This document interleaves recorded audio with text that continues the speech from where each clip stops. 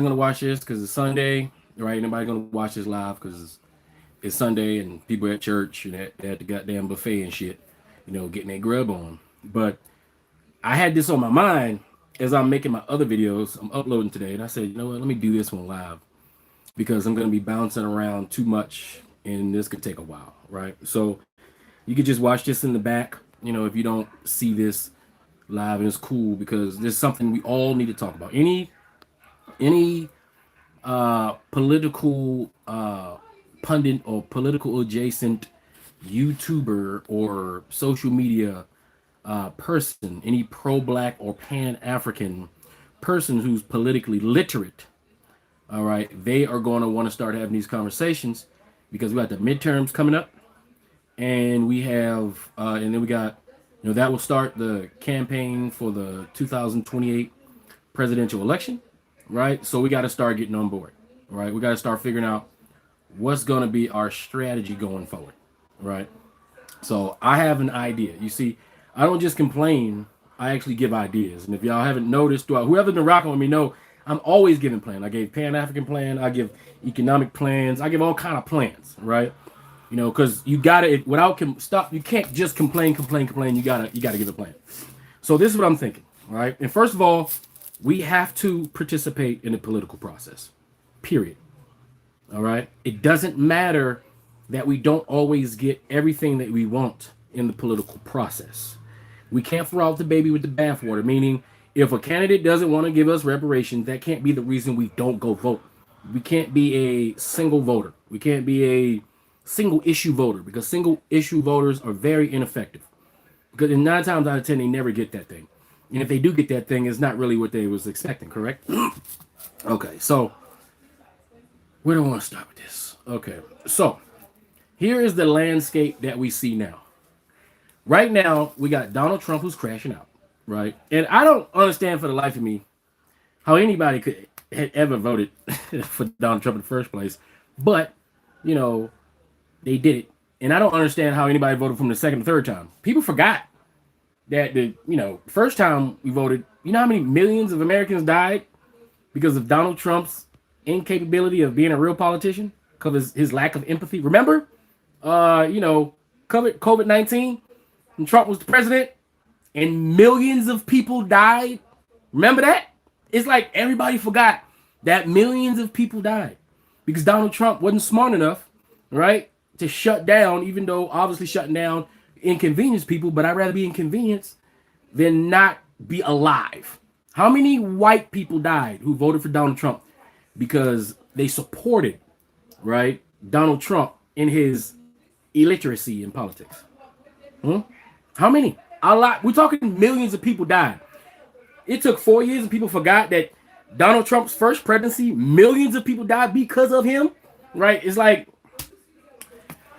and in his first presidency, he's the one who moved the American embassy to Jerusalem, which started this whole thing in Palestine. Okay, he's also the one who ruined the Afghanistan campaign and got our American troops. Like, y'all gotta realize how much of a natural disaster Donald Trump has been for the last 10 years. Natural goddamn disaster, right? But all in all, Donald Trump seems to want to run again, right? Which he cannot. He cannot run again, but he's going to give it a go, right? He's going to give it a go. But I don't think it's going to work now because he's kind of went too far, right? He did the one thing that no president's supposed to do, even though we pander to Israel, is actually go to war with Iran. We weren't supposed to ever, no, even a Democrat and Republican presidents never, like, that was the line. But Donald Trump is so stupid that, it happened, right? So we're here. So now all of the political pundits and all the people on the right who plan on running in 2028, they have used this Iran and this Israeli thing, this Israeli genocide, as their off-ramp to get away from being MAGA. Remember what MAGA was before MAGA. They were the Tea Party. We got to become politically aware.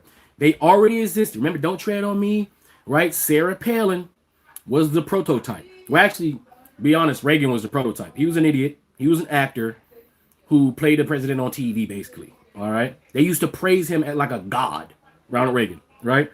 But even to the standard Ronald Reagan would be considered a liberal right now. He would be considered a liberal right now. All right. That's how far right we done went.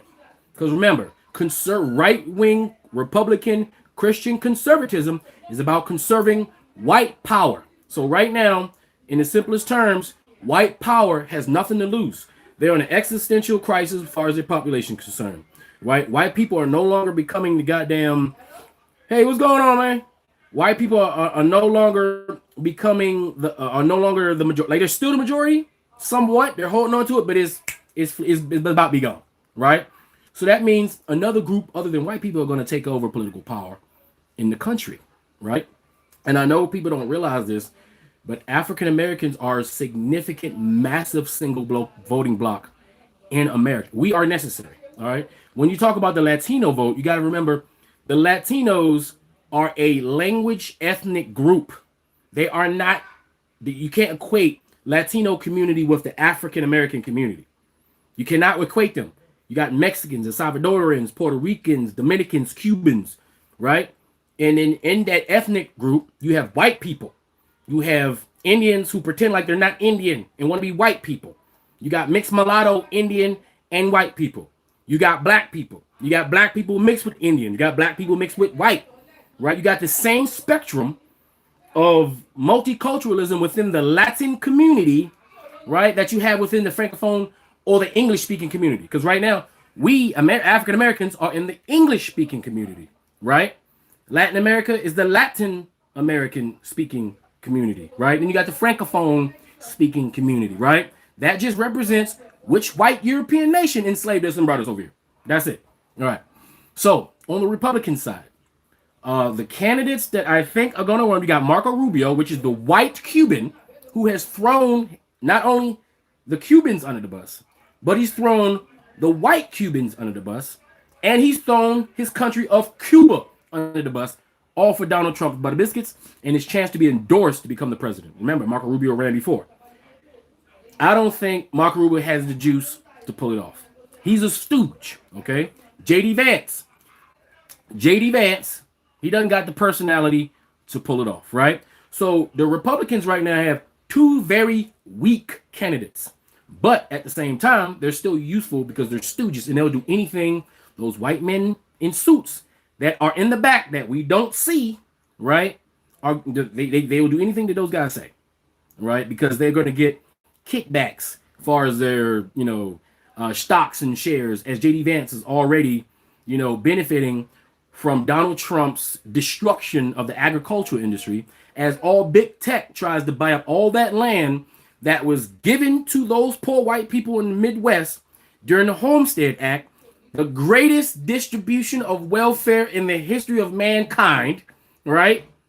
That was also preceded after they took away our ability to get our 40 acres and a mule, by the way, right? So now the rich white people want all that land back, right? So the small farmer, who are so proud of their, their farms that they don't have for about 100 years or whatever they kind of say, all that shit getting taken from them by big tech. That's going to use robotics and all that land to mass produce agricultural goods, even though for the end consumer it's going to become cheaper later on. When this shit kicks in, shit will be a lot cheaper once that the robots and the AI get in there. That shit will happen. But as we speak right now, it requires us to take that shit from them poor white folk, right? Because poor white folks ain't never been important, right? They're only useful idiots when it comes to voting, right? So here's the landscape. You have Tucker Carlson over here in the corner, right? Tucker Carlson has pivoted to the point to where now he is against, I think he's always kind of been against, he's been kind of against the whole Israeli thing. Now, the Israeli thing is going to be the split, right? That we're not thinking about. The Israeli thing is going to be the split that creates a new MAGA. They're not going to be called MAGA, right? Because you got MAGA who's all about white supremacy and in its global sense, because the IDF, all those are white people, all right? You got that global white supremacists, the globalists, right? But then you got the nationalists, the ethno-nationalist Americans that's like, no, just America, not the rest of the white folks, just America. Tucker Carlson falls into that category, right? So if you not noticed, Tucker Carlson has been campaigning and sounding quite reasonable as of late, right? Keep in mind, Tucker Carlson is a staunch racist, right? But people have short attention spans. So He's been acting quite reasonable and positioning himself as an opposition to Donald Trump. Tucker Carlson also has the gift of gab, and because he owns himself on the media, he has a platform which he can reach those people who were once MAGA, who are now disgruntled with Donald Trump because of all of his policies and don't like the Israeli thing, right? So what's going to happen is MAGA is going to switch over to a new group. All we're doing is waiting for Tucker Carlson to say he's going to do it. It's been in the ether for a while. Tucker Carlson's probably going to do it. Tucker is dangerous. He's more dangerous than Donald Trump. I'm telling you, Tucker Carlson is 1,000 times more dangerous than Donald Trump because Tucker Carlson is a smart, intelligent racist. He's fully aware of everything. Okay? Now I want you to peep this. What's her name? The Coonarian. The Queen Coonarian. What's her name? Candace Owens. Candace Owens, who also pivoted from the right-wing Christian conservative side, right? Kinda. And she kind of like started to lean more on her Christian side in order to go against the genocide, right? And she recently has been kumbayaing with Tucker Carlson, right? So Candace Owens has been on a massive arc. If y'all ain't noticed, Candace Owens been in a massive arc. She went from talking shit about black people to talking shit about Jews. Because now it's become politically okay to talk about Jews. Because what they're doing, right, is so obvious that you can't refute it, even though they're still trying to use the mechanisms of which they have to stomp down on dissent, right? So now everybody's against the Jews, not like the Jews that live in America, but the IDF, the government of Israel, right? Because now that everybody's learning that we are the ones paying for the genocide and we're paying for Israel to even exist, whether you're a right-wing Christian conservative racist or a super left-wing blue-haired liberal, everybody is offended by that. So now we have a common enemy, or what you say, a common thing that can be used, right, to pull the American people over to a new section, create a new section, right? So Tucker Carlson, or whoever Tucker Carlson endorses, are on the right are going to become a new aged conservative group. They're going to redefine what conservatism is, right? They're gonna go against everything Donald Trump did, the same way the Democrats are gonna go against everything Donald Trump did. So both the campaigns on both sides are gonna look the same for a while, right? What that means is independents, libertarians are gonna be like, Tucker Carlson sounding pretty moderate right now, right? All those liberal Republicans gonna be like, you know what? Tucker Carlson doesn't sound so bad right now. Right? Conservative Democrats. We'll be like, yeah, you know what? He may be a Republican, but he's like a liberal Republican. Right? And let me tell you how smart Tucker Carlson is. You already know that the right-wing Christian conservative organizations created and financed ADOS, right? And Yvette Carnell is an agent of white supremacy in blackface, right?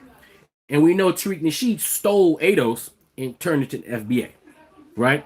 We know that Tariq Nasheed has a relationship with Tucker Carlson, as he went on Tucker Carlson's show before when Tariq Nasheed was pretending to be pro-black and pan-African. He got destroyed, right? We all saw he got destroyed. Tariq Nasheed cannot handle real debate with intelligent individuals. Even on his show, you notice anytime an intelligent person comes, he'll hang up on him. He'll overtalk them and then hang up on them before they get a point out that he can't get rid of because, everybody's screen recording pretty much any guy at any moment when it comes to his ass, right? Plenty of content.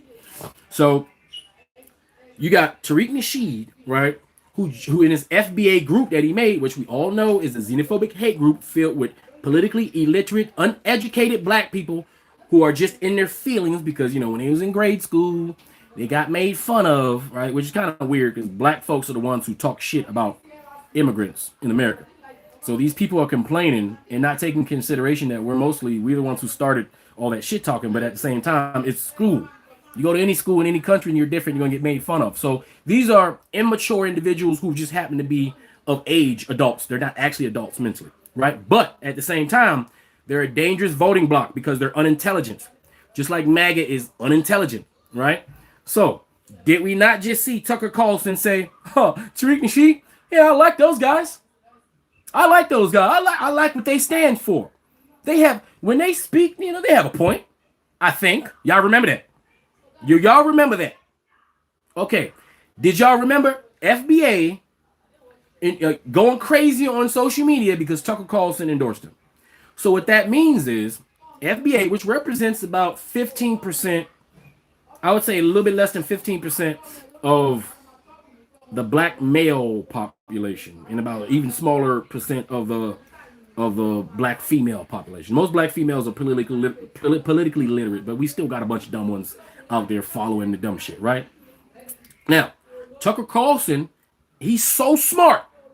Listen, he is so smart that he would offer FBA reparations, or at least talks of reparations, or at least research on reparations, because he knows if he says that, then he can get FBA to say, look, we got Tucker Carlson who endorsed us, FBA, he gonna get reparations. So we would get even more uneducated, gullible black people to vote Republican, because they would have a talking point, right? Then he's gonna promise all those goddamn poor, disgruntled, disenfranchised MAGA, he's gonna offer them something that Donald Trump didn't give them, right? He's gonna say we're gonna stop all the wars, and I believe Tucker Carlson will pull out of all that shit. He'll pull out of he won't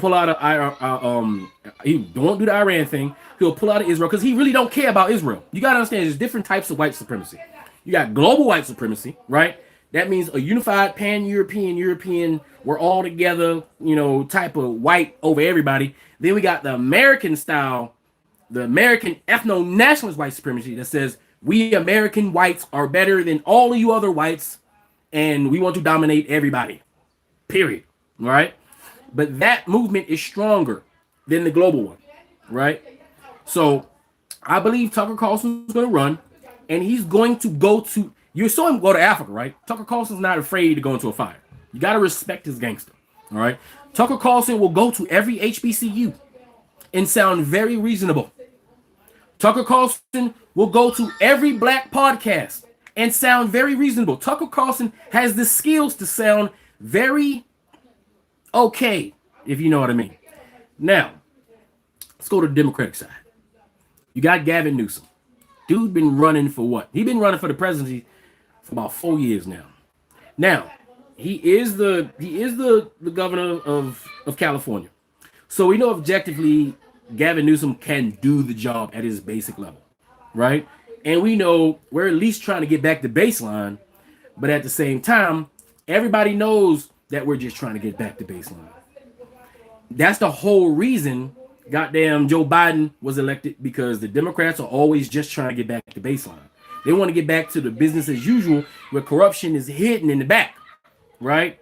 Where the disenfranchisement of Americans looks smoother, not as rough, more tolerable, more easy to swallow, right? So they need to put a Gavin Newsom in there. Mr. Slickback, right? Mr. Slickback, I'm better than everybody, Gavin Newsom.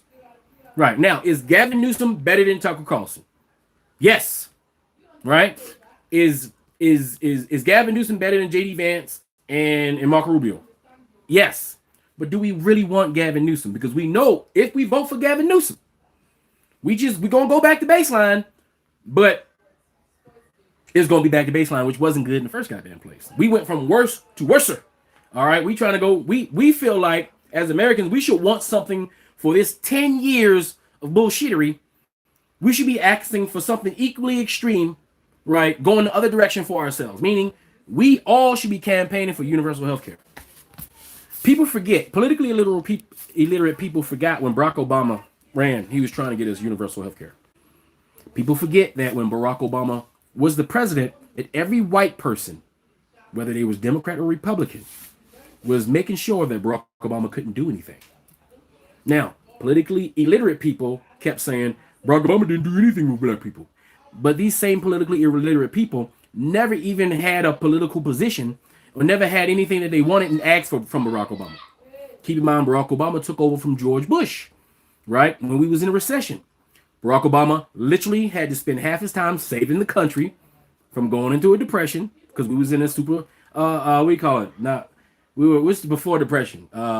Whatever. We're in that shit now. God damn it. I forgot what it was called, right?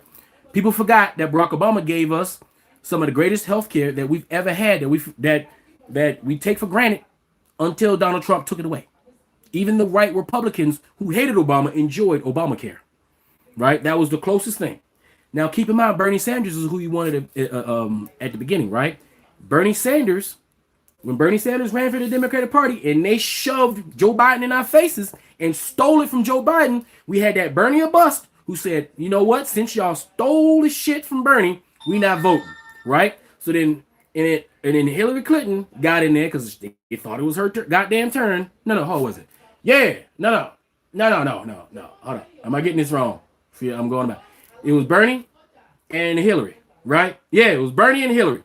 They stole it from Bernie because Hillary's supposed to be the runner-up, and guess what happened? She fucking lost. All right, because Bernie busted, I ain't voting for her. Plus, on top of that, on top of Bernie or bust, you know, dudes wasn't voting for her anyway, right? Because she's a woman, right? So it was a lot of stacked against us taking control, and Donald Trump slipped right in there. Shouldn't have happened. I blame that on the Democrats, right? And then when Donald Trump was the president, the Democrats, they wanted to play it nice, right? So they didn't do anything they should have did, like impeach him immediately and enforce that impeachment because they wanted to play it safe. He ended up having his whole four terms, and then they threw us Joe Biden, right? We didn't want Joe Biden. They threw us Joe Biden, right? And then he got too old, and then Kamala Harris didn't get a full campaign season, right? And because of that, because you know, politics is a popularity contest. You need at least 2 years to run. 90 days, Kamala did the best she could, right? But remember, when Kamala's running, FBA was deployed. The manosphere was deployed. The red pill was deployed. And all of a sudden, she wasn't black. She wasn't black half the time. And the other half the time, she was black, attacking black. You understand? The attacks on her was incoherent and wrong. But it worked, right? And then Donald Trump got back in there. And so even though he killed millions of people already because of his incompetence, his criminal incompetence, somehow the dumbest portions of America, which seems to be the majority, all right, you got to remember, 80 million people voted for Trump. That's 80 million idiots. And those are the active idiots. That doesn't even include the ones that was too stupid to even get up and vote. Okay? So, right now we got Gavin Newsom. And here's the problem with Gavin Newsom. Just like Hillary Clinton, the Republicans hate him. The moderate Republicans hate him. The liberal, even though they exist very small, hate him. They hate him with a passion. They will go at him with everything that they have.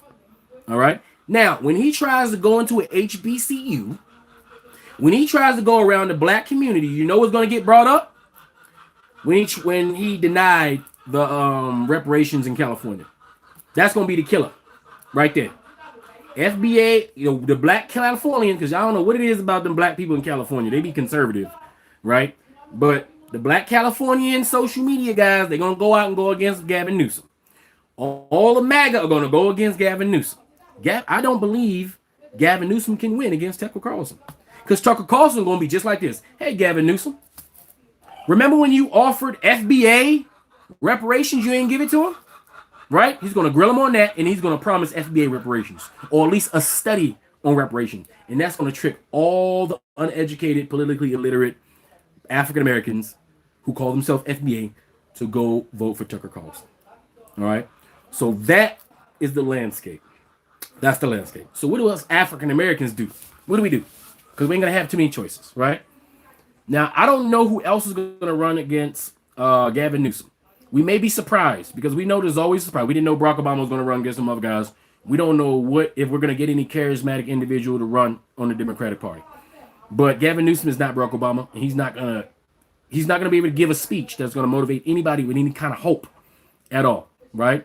We need somebody who's going to offer us something. Now, we want tangibles, right? We actually do want tangibles. We want to vote somebody in who's going to do something for us. Now, what do we want? We need to start having conversations as black people about what it is that we want. Now, when it comes to reparations, whether Democrat or Republican, you have to be out of your mind if you think either white liberals or white Republicans are ever going to get us reparations. Let me explain why. Even if they wanted to, Even if they wanted to, listen to me, they owe us so much goddamn money that it would literally destroy the country to give it to us. You're asking white people to empty their bank accounts, to get rid of all of their power, and give supposedly 13 to 14% of America's population, who already, for some reason, have $1 to $2 trillion of spending power. You're talking about giving those people trillions of dollars directly. You would have to be out your mind to think any white person's giving it to us. When in history, all right? It's goddamn hot, man. Africa it's like motherfucking 200 degrees out this bitch. All right? But look, when in history has white people ever given back anything they stole? Right? When? Now, you may say, because you can get me on this, well, some of the European countries are giving back some of the African statues and terracottas. Yeah, that's happening under pressure, right? But I'm talking about money. White Wakanda was built off Africa. You think they're gonna demolish White Wakanda because they sorry and because they feel bad? They're not gonna do that. So giving African Americans reparations would devalue the dollar to the point where that money you got don't mean shit. So institutionally, it don't work. So that cash payments is not gonna work, but reparations can be given in other ways because it's about restitution, right? It's about correcting the past. Can they all give us 40 acres and a mule? I'm not sure if there's enough available land to give us that. I'll take it. I ain't gonna lie. I'll take 40 acres and a mule. You ain't even got to give me the mule. Just give me that 40 acres, right? But that's not gonna happen because corporations are buying up all that land, right? We're talking about a country that won't give us universal health care. That won't give white people universal health care. That won't take care of their own people. You're talking about a country that won't even take care of their people and give them better education. You're talking about a country that took away rights from white women. You think that same group of people are going to give us trillions of dollars? You're mistaken. Yes, we're owed it, but we ain't going to get it. The only way to get reparations, and I'm telling you, this is the only way. And you ask any expert, this is how we do it, right? We have to take over politics. We have to take over every position of political power that we possibly can. Now, when it comes to the state level, we're doing pretty good, right? In the places that we populate, right? So when it comes to state elections, we're pretty good. We're in the city council, in the state legislature, we're doing pretty good. It's the federal government. We need to get up in there, right? But therein lies the problem. We know Latinos, they've displayed to us that no matter what, a great portion of them will not be on our side. They will always choose white superiority over unification with us. We know that. Okay? Now, the Asian community, maybe they will be on our side. I mean, they're a little different. They're a little different, but there's still not enough Asians to make a difference. Right? Whether you're talking about Indian, Southeast Asian, there's not enough of them. What we needed was an actual black and brown coalition, meaning you vote for our people and we vote for your people. If there was a black-brown coalition, we would support Latino candidates, especially if, because what Latinos want, we want, right? And they will support our candidates because what we want, Latinos want. But they're politically illiterate, so, well, not all of them, just a great portion of them are so politically illiterate, they don't care because they just don't want black to have anything. Me no black, right? And there's cultural consistency with those groups of people. Now, I'm not talking about the Afro-Latinos. We're talking about the Indians who don't want to be Indian, and we're talking about the white ones, the conquistador white people. All right, so we know for a fact that in the 2028 elections that they're not on our side. So we got to disregard them, right? Asians, I think they'll probably be on, maybe, right? I think if we were to have any ally in this country, outside of black people, I think Asians are the best candidate for us. I'm just be honest. We just look at the political landscape and how we're having conversations online. It seems that Asians are kind of like figuring out, oh damn, we done fucked up. And Asians are very good at correcting themselves, when they make mistakes. So, but we'll see. Time will tell, right? So what we need as black people is wherever we populate, we need to participate first. We have to take ground slowly. We have to take all of our state houses, state senate, state. We got to grab that because at least on the state level, we can control our communities if we are the ones running our communities, right? So I think we should concentrate heavily on our state elections so that when the federal government gets back in order, right? Hopefully, it's at least a Democrat and not a Republican. At least if we go back to normal baseline corruption, we can shield ourselves on the state level. All right, that's one. Now, we have to cultivate our state politicians because it's our state politicians that run for national office. We have to start cultivating our black state politicians so that they have the support, recognition, and knowledge, right? And the backing and the national presence on our social media platforms and on media TV, because they'll be forced to. Because if we're talking about them at length, social media, legacy media will be forced to, right? Because they're gonna have to deal with that shit, right? And then that's gonna make them more popular. And then if we talk about policy, right, and we drill to the American people about the policies that our candidates are advocating for, if we can talk about the policies that will benefit them too, and we find a way to articulate it to them in a way they can understand, maybe we'll get some to come over here and support policy that will benefit them. All right. Now, what are we going to do with this election if we get two candidates? If we have to choose Gavin Newsom versus J.D. Vance, or Gavin Newsom versus Marco Rubio, or Gavin Newsom versus Tucker Carlson, you better get your black ass up and go vote for Gavin Newsom. That's a strategic move. It's not a move that's good. That's perfect. It's not a move that we prefer. But when you make political moves, you playing chess, your moves are not always going to be moves that move forward. Sometimes you got to make a lateral move in order to win the game. Sometimes you got to sacrifice pawns in order to move your rook. All right. So if we have to hold our nose, we need to get our asses in there and go ahead and vote for that sumbitch. All right. But that doesn't mean that, since he ain't the candidate, that we advocate for him right now. What it means is we look for somebody that has our best interest in order, and we follow that person. We share their videos. We talk about their policies. We look up what it is that they did in the past and talk about what their policies are in the past, right? And we question them when given the opportunity what they're going to do for us. Now, you got to understand this. The president is the president of the United States of America, not the president of Africa America. So if in an interview, if you ask them, what are you going to do for African Americans? Any sane politician, any sane black politician will dodge that question. They'll say, I can't do anything specifically for African Americans. They have to beat around it. If you are politically unaware and you hear a black politician do that, you're going to become disgruntled, right? The same way when they asked Obama, what are you going to do directly for black people? And he had to say, well, I'm the president of everybody. I can't do anything directly for black people. Obviously, he can't say that. Obviously. Because if he says that, there's going to be a white person who is advocating or thinking about voting for him, right? Who's going to say, oh, he's going to be the president of just black people? I can't vote for him. Same thing Kamala Harris did when they asked her the same question, right? She had to give the same answer, right? Because that's the political move to do.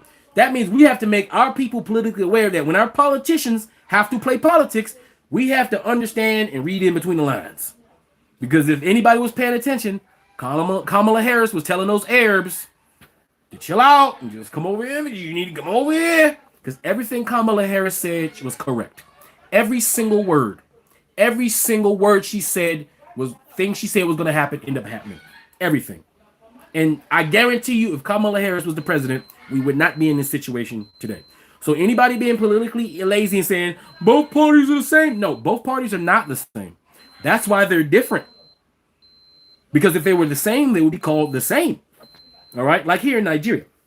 All right, Nigeria, the people in charge, it's one party, just like in America, right? All Republicans. I think over here in Nigeria is APC.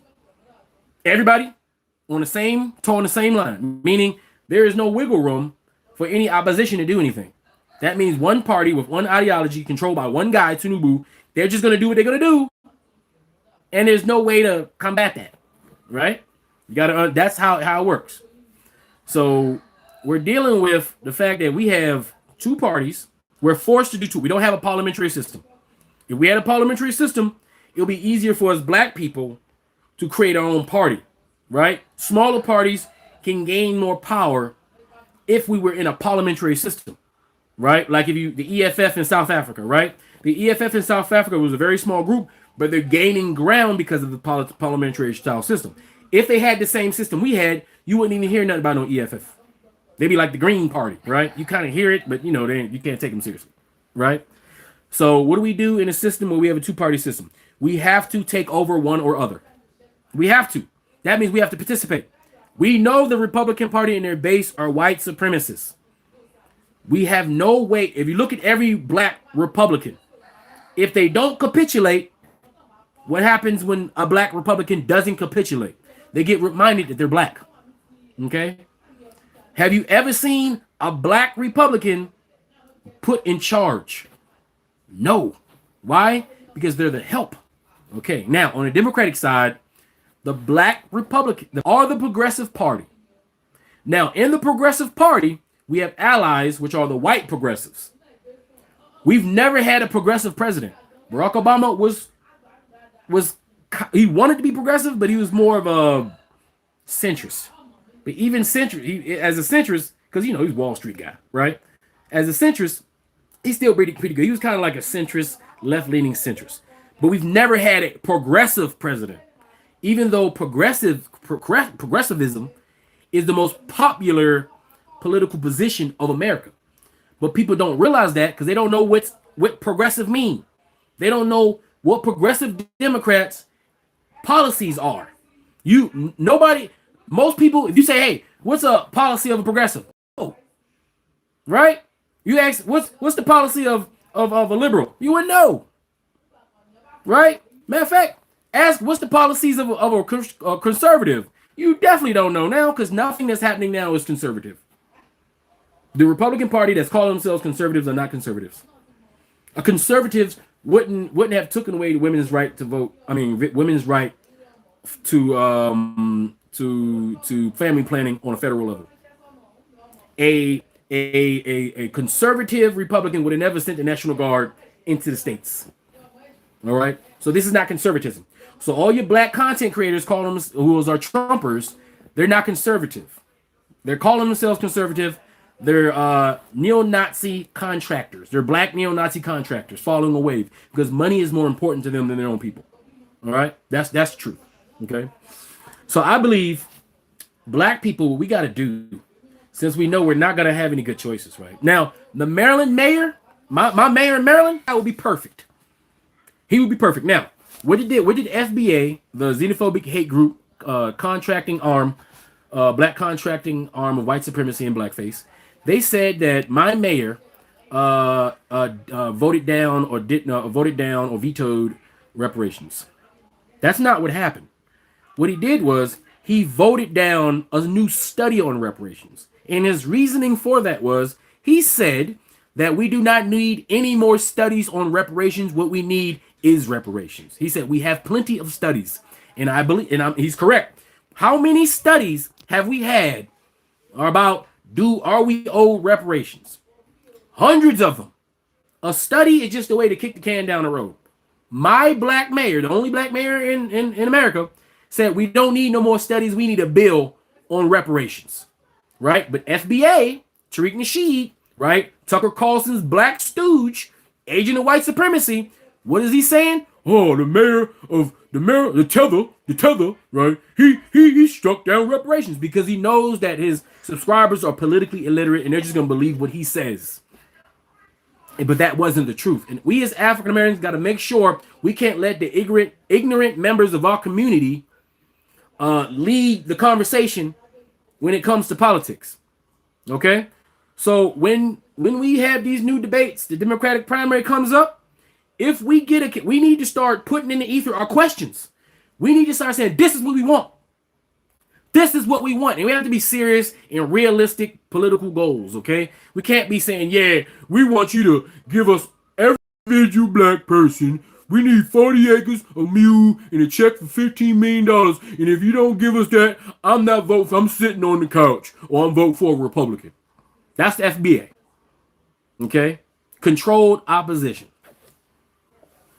So I think that we as a group, right, if you are a content creator, you in your head need to start thinking about what we want. Now, I think the one thing that we know we can afford, we need that goddamn universal healthcare, especially since there's a massive avalanche coming that's going to that's currently the small waves are hitting us now, but there's a big ass one coming. All right, I'm talking about like that wave of goddamn, what was the movie with Matthew McConaughey when he went to another planet and shit? Goddamn, that movie was good. Y'all remember that movie, right? And it had that big ass wave. He was on that water planet and he was just standing in the shallow water, right? And that big ass wave looked like the horizon. Okay? Yeah, that's coming. It's called AI and robotics. You already see all these IT companies or what? What are they? They're firing people left and right. Right? The austerity measures and the tariff that Donald Trump placed on Americans, right? That gave corporations excuse to say, "Oh man, we can't afford this. We got to downsize." All these people are being fired. That means at some point we're gonna need universal basic income. All right, universal basic income, and we're gonna need free healthcare, because if we do not get universal basic income, meaning they're gonna have to cut us a goddamn check so we can at least survive and live, right? And you're gonna have to give us Medicaid, expand Medicaid, so that we can go to the hospital and take care of ourselves. If you don't do that, what do you think is gonna happen? The bubble will pop, and then before you know it, it'd be Hunger Games. We be trying to purge. A society thrown into poverty becomes desperate, and desperate people do desperate things, and desperate things becomes war. Becomes chaos. Right? And if you don't think it could happen, I guarantee you, every single empire that ever existed, I bet you that they've said, "Oh, this is gonna last forever. We're so advanced. This is gonna last forever." Right? And they were sadly mistaken. Right? And so America is falling as far as what it used to be. America is gonna have to become a new thing.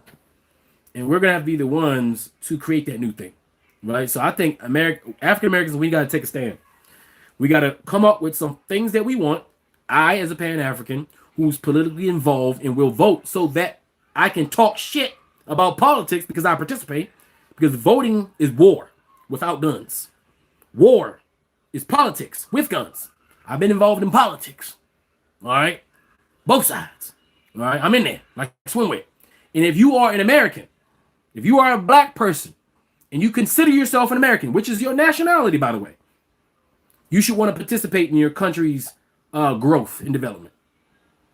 Even if you are an African, right? If you are an American nationally, you should want to participate in the political process of your country. Don't complain about what somebody's doing to you politically if you didn't even go in there and try to stop it or give it an alternative position. All right? That's just what it is. So any black person telling you not to participate, they are the enemy.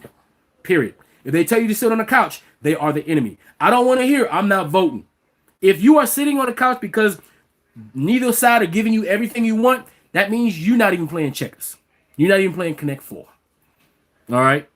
We got to play chess. That means we need to hold our nose and vote for taking one step.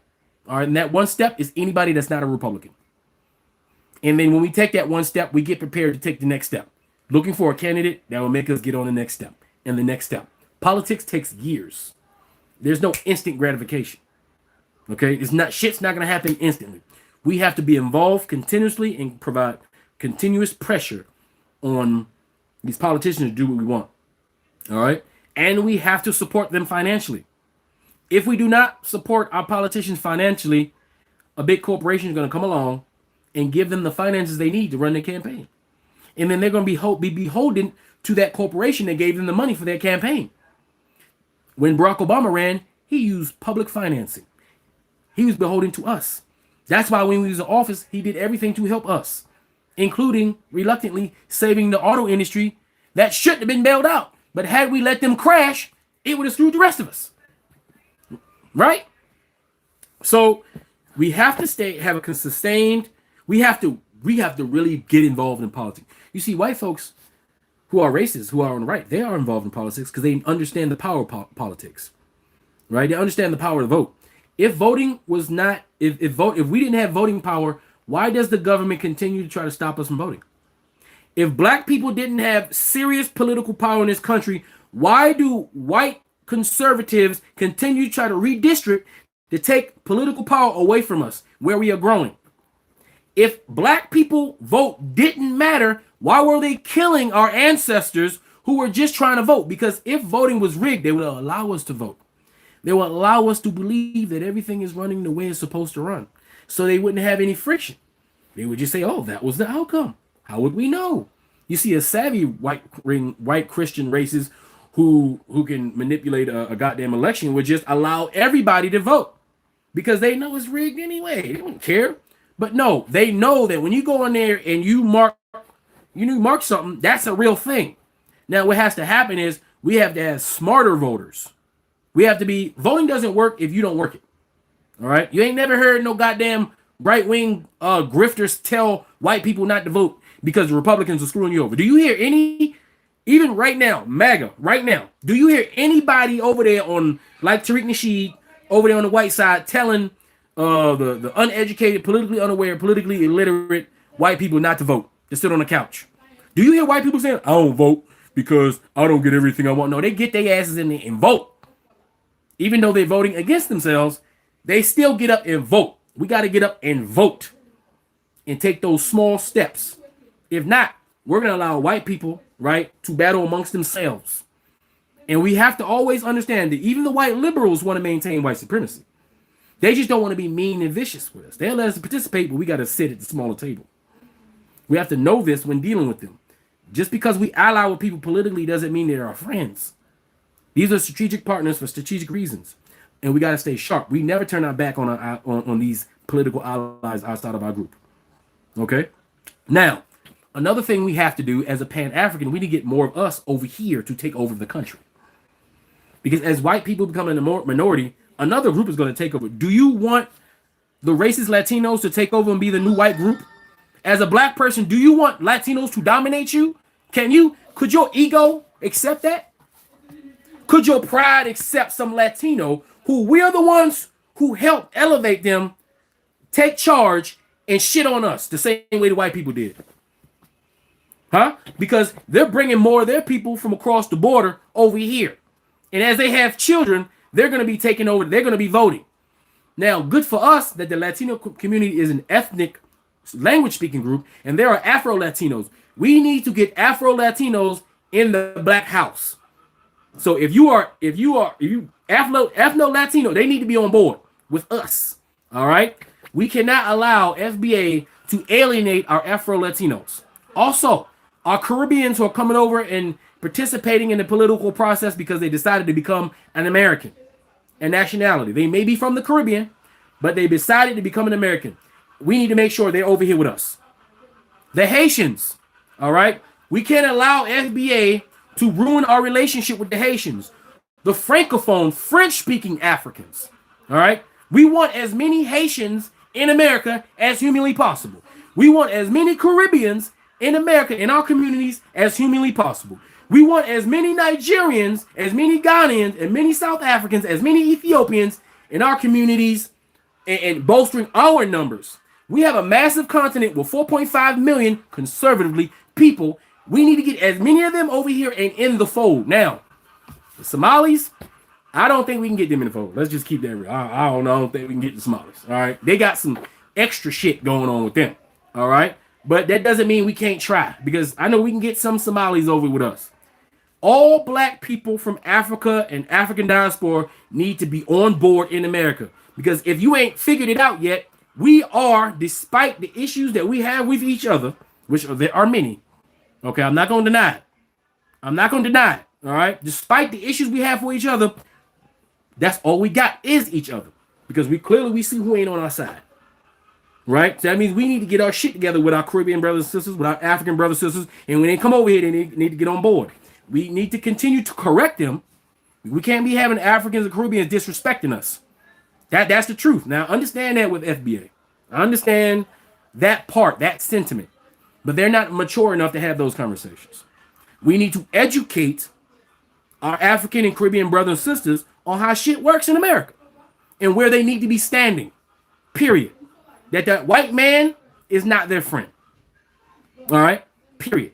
That the only ally that they have are these African Americans that made it so they can come over here in the first goddamn place. We have to learn how to have that conversation in a more mature way, because if we're fighting and talking shit, ain't nobody listening. Ain't nobody listening once the mud starts slinging. Ain't nobody listening.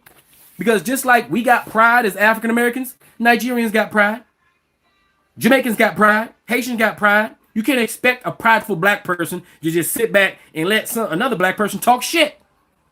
You can't. We are the same, and because we are the same, we're going to respond the same. You talk shit to a Nigerian, they're going to clap back. You talk shit to a Haitian, they're going to clap back. You can't get your feelings hurt because they clapping back at you. You clapped at them first, and vice versa. Don't come over here clapping at us African Americans, because without us, you would be right back where you is. You'll be over in your African and Caribbean countries being taken advantage of by the American government that we've been fighting. Because keep in mind, the reason why your countries is fucked up is because this American government is fucking up your country. And if you want Americans to stop fucking up your country, you need to get on board with us African Americans, take over the country, so that now African Americans are the leaders and set foreign policy. We need to get to the point to where we're setting foreign policy. Because we need to be the ones to say, you know, we didn't give Israel no more money. Why? Let them pull themselves up from their bootstraps. We need to be the ones that make fair bilateral deals with Caribbean countries and African countries. We need to be the ones taking the bases off Africa. We African Americans need to be the ones, and African Caribbean brothers and sisters, we need to be the ones to dismantle the American bases all over the world and show some goodwill that America is trying to change. That's what we need to do. And the only way we're going to do it is if we all black people get it. There's 1.5 billion Africans. There's over 255 million Africans on the Western Hemisphere. We have overwhelming dominant power. You're talking about $1 to $2 trillion spending power. You know how much power African Americans have? I don't think people realize that. We have more. Listen, we African Americans generate more money than countries. And within America, our population is the size of countries. And we make country-sized money. We make more money than most European countries. Our GDP. We make more money than most African countries. Our GDP. We make more money than Caribbean countries and South American countries. Just African Americans. We went from the dirt. We went from underneath the mud. All right. We wasn't on top of the. We went from the clay. All right, to where we are now. Imagine that shit under pressure by these white folks. We went from the literally from the bottom to the top. We don't. Come on, and that's with no help. Imagine if we had help. We did that shit isolated by our goddamn selves, right? By ourselves, but no extra lives. Now we got a whole black world that potentially can back us up. We got a whole market. Do you understand what market? So business, we need to take over business too. You understand the market that we have access to now? We African Americans and Afro-Caribbeans have access to the African market. Okay? Do you realize that the African market is set to be the biggest market on the planet? Nigeria will be the new America in the future. I fucking guarantee you. You don't got to believe it now. I'm telling you, Nigeria will be the new America of the world. Right? As soon as they get their shit together. But how do we help Nigeria government get together? If we take over this government and then force their ass to get together, we got to force ourselves to get right. You Nigerians who are over here need to take your ass to fucking Nigeria, right? And take over the political process. Let these old fuckers retire. Let Uncle sit his ass down there and retire. We need to take political power. The youth need to take political power from all these fucking uncles that's wasting all of our time right now. Because African countries are ready to burst with economic booming, but these old fuckers who continue to steal because they are the puppets placed by those same old white puppets that we're still dealing with, onesies and twosies. Look at Ibrahim Traoré. Look how young he is. Look how young Ibrahim Traoré is. And the governments, and look how young, relatively, the leader of Mali and Burkina Faso and Niger are, comparatively. Look what they've been able to do. These countries that were deemed the poorest countries on the planet have now surpassed most of the other countries with them as far as they're in progress. Their GDP is rising every month. They've paid off their national debt. They've started to build roads they were told that would take decades. They're doing that shit in months. They're getting shit done. That means it's possible to get shit done when you got fresh minds implementing progressive policies to benefit their people. So if those three countries can do it, how the hell the African Americans are the most powerful? We are like honestly, we are like when it comes to soft power, African Americans are the most powerful people on the planet. Soft power, we're the most influential. We can use our influence if we own our influence to control anything, but we don't control our influence. You get what I'm saying? We don't control our influence, right? If we use our money, our political ability, our numbers, and our soft power, come on, man. We gotta get serious. We keep talking about we need to be like the Jews. You right. We need to be like the Jews. All we gotta do is emulate the Jews. I'm over here emulating the goddamn Jews. I'm over here. Everything I'm doing, I'm emulating them damn Koreans in our neighborhood. I got a liquor store. Huh? I got a farm. I got all kind of shit. The only difference is I don't take advantage of my community.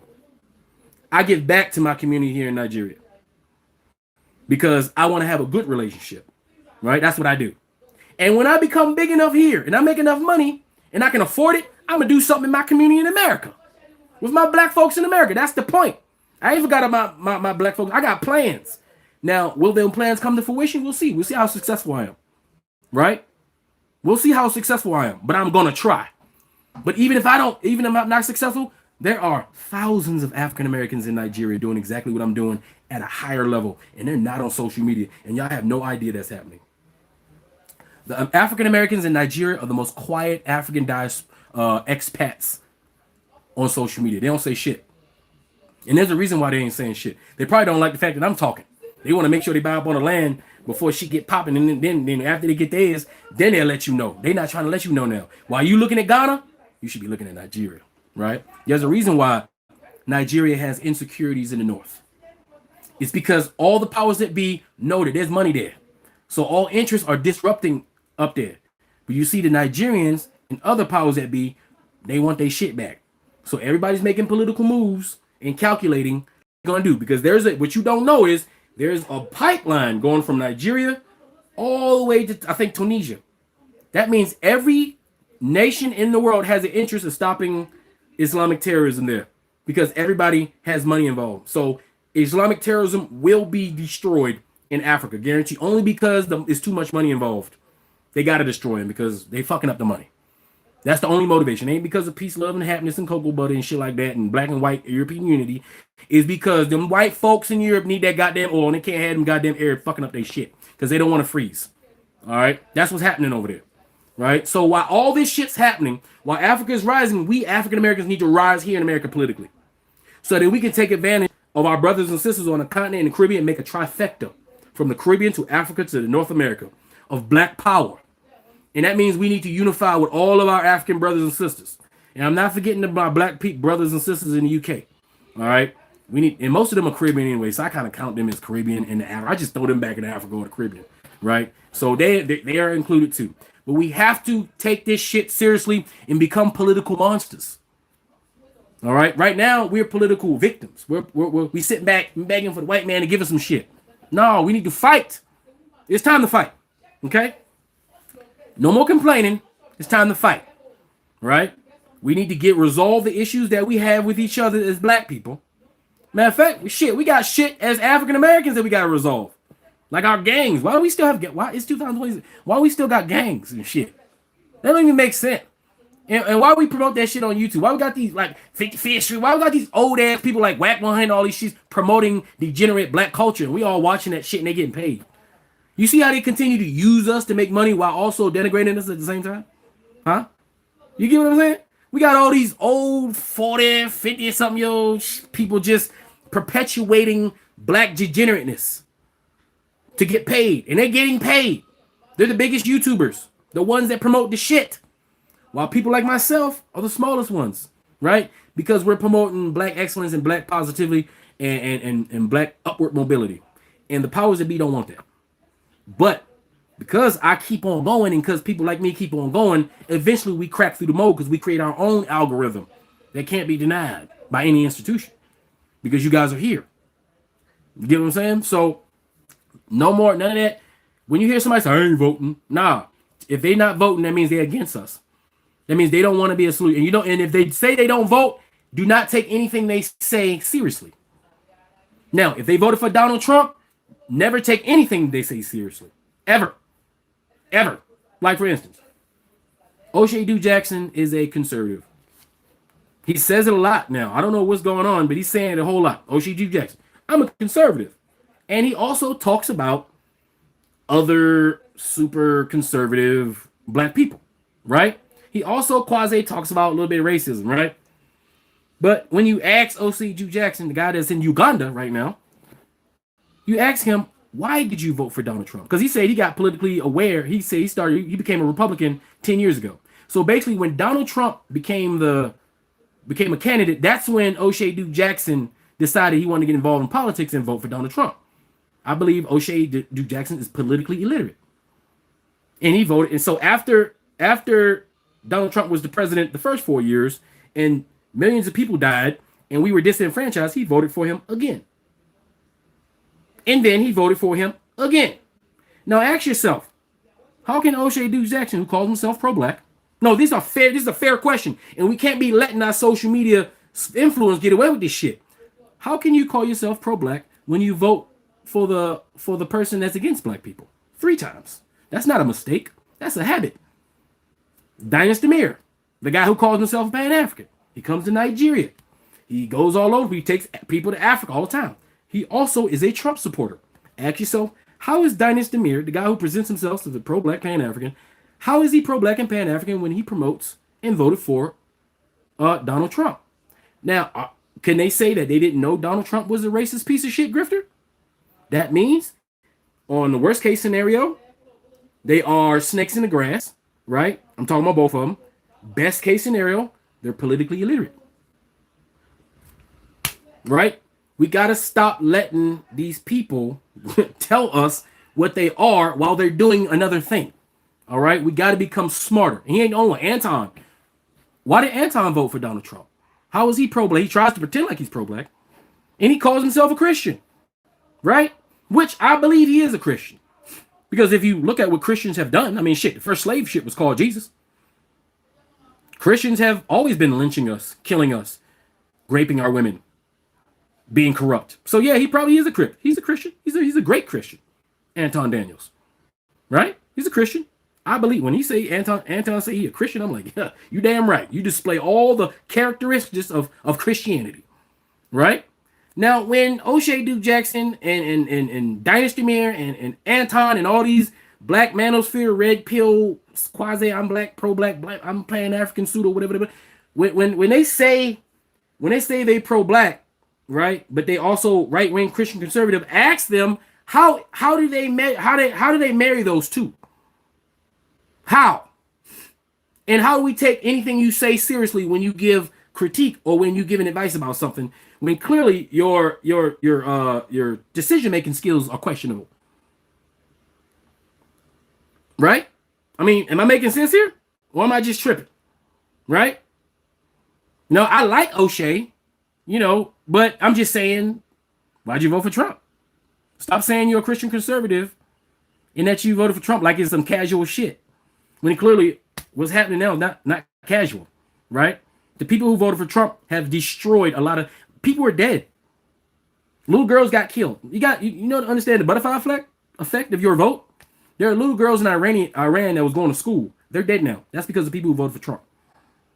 There are thousands of Persians being killed right now. That's because of Donald Trump. Right?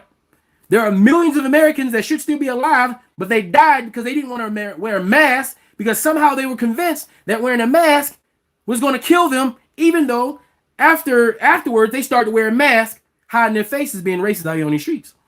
I thought there was something. Remember that shit?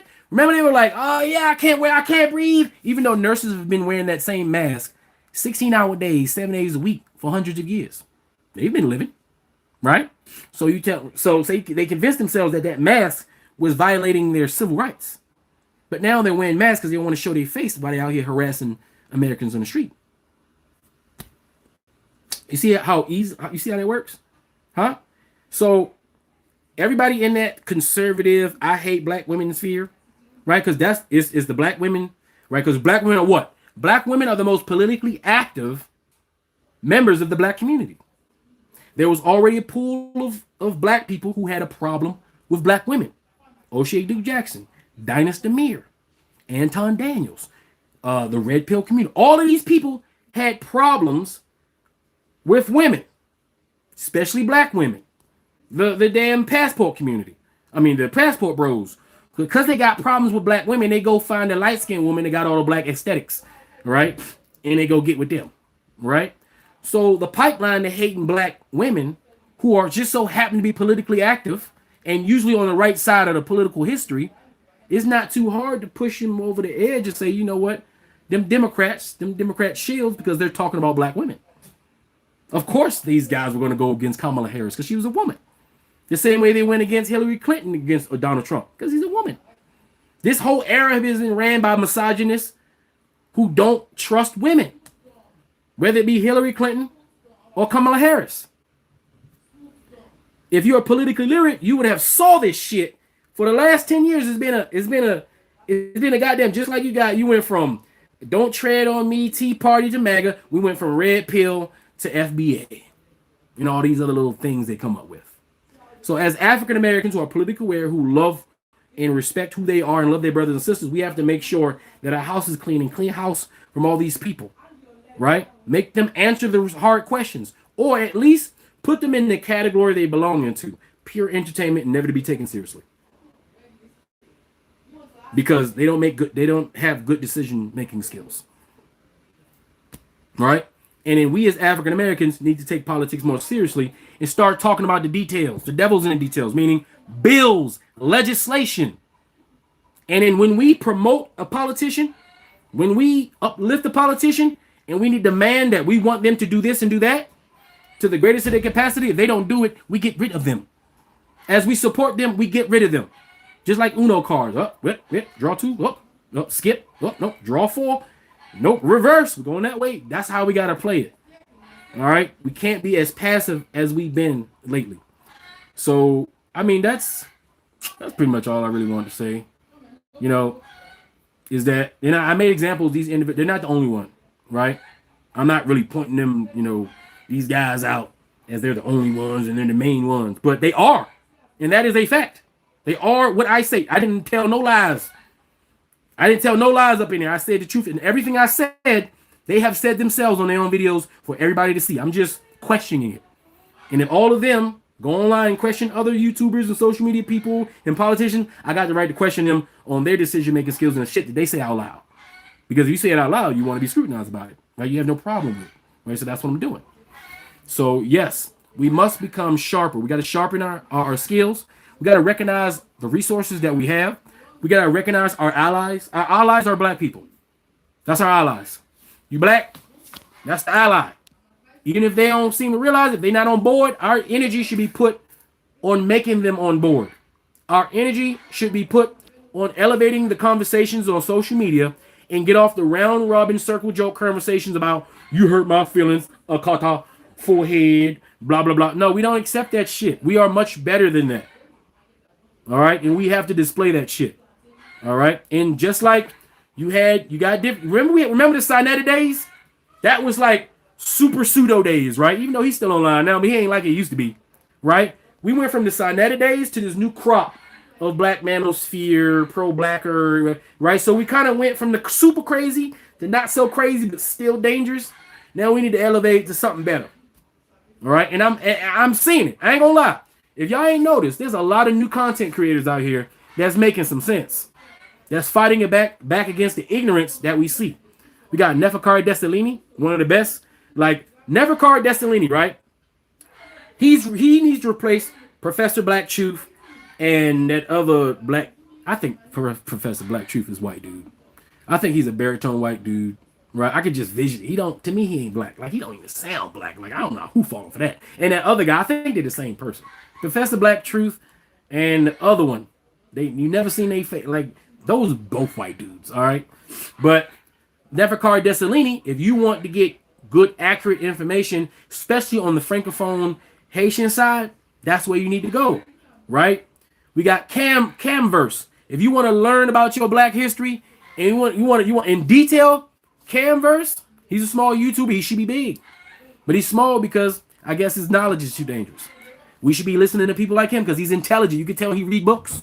You can tell he been inside a library and had a library card. Guarantee you, right? And there's many more, right? You got one, I think he's Drew something. I think he's from DC. That guy. Excellent. All right? Excellent guy. We got a lot of people coming out who are speaking truth to power, and they're rejecting this right-wing Christian fad that black people are on, that some of these uneducated, politically illiterate people are on right now. They're rejecting that shit, right? And they're talking truth to power, and I'm hoping when political seasons start, they become platforms in which people can come to disseminate their political ideologies in a more professional way, and we can start having these conversations so we can build towards a consensus about what it is we need to do. But anyway, I think my phone's about to die. I gotta put this bad boy in the charger. But anyway, that's all I gotta say, guys. You guys tell me, whoever, if you tell me what you think in the comment section. If you didn't get to see this live, thank everybody for joining. This is Afro Think Tank. Learn something, teach something. I'm out.